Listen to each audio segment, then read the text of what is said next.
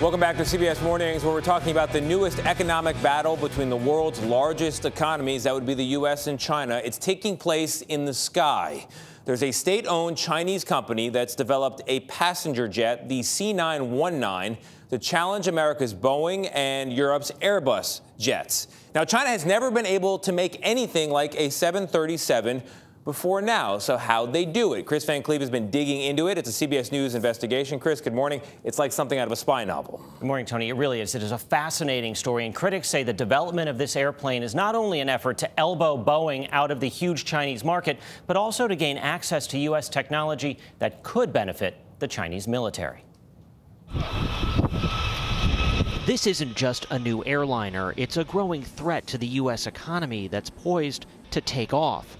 The Chinese-built C919 is so important to the Chinese Communist Party, it's been called a source of national pride. Aerospace is part of the game of nations. John Ostrower, editor of The Air Current, has tracked the progress of the C919 for years. The ability to design an airplane, it ultimately represents self-reliance, modernity, the desire to engage with the world. It's been a top strategic goal for over a decade, a large, low-cost domestic airliner positioning China to one day capture one of the world's largest markets for jets, potentially costing the U.S. economy up to $1.5 trillion over the next 20 years. I mean, you're talking about a market of about 8,000 airplanes, and if China wants a chunk of that, that fundamentally means fewer airplanes for Boeing and Airbus to deliver. China unveiled the prototype to much fanfare, and after lengthy delays, the first completed C919 was finally delivered to a Chinese airline 4 months ago.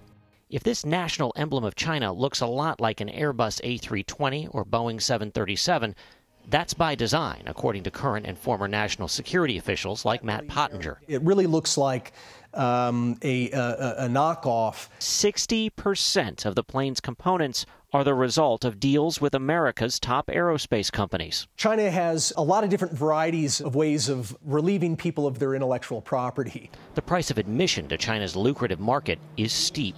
If you want to sell stuff to 1.3 billion people in China, you're going to have to give us the blueprints for your goods, or you're going to have to go into a joint venture with us where you're going to train our engineers, and this is what we call forced technology transfer. But national security experts say there's another way China acquires American innovation: espionage.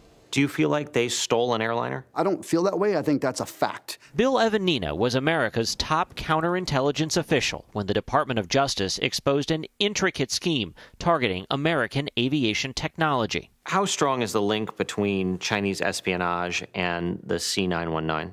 It's directly related. So the Chinese Communist Party can no longer say, we don't utilize our intelligence apparatus to conduct economic espionage. This is now proof that they do, and they've been very successful at it. A 2019 CrowdStrike report revealed one major focus of Beijing's spycraft: components of the C919. Evidence gathered by U.S. investigators and shared with CBS News shows Chinese intelligence officer Xu Yanjun used aliases, front companies, and false documents, as well as an intense hacking effort. One main target, a GE aviation engineer who specialized in jet engine design. First process is what they do all the time: invite him over to China to give a speech. Very benign. What does he do at GE? What are the types of unclassified things he's working on? Xu's requests grew bolder, catching the attention of the FBI. Agents launched a sting directing the GE employee and listening to his communications as they planned to meet in person again. Speaking in Chinese, Xu asked him to bring his company laptop so Xu could look over the stuff. The employee assured him, "I certainly will have the computer." 2 months later, Xu traveled to Belgium to meet the employee, but the FBI was waiting. He was brought to the U.S. to stand trial, and late last year, sentenced to 20 years for spying.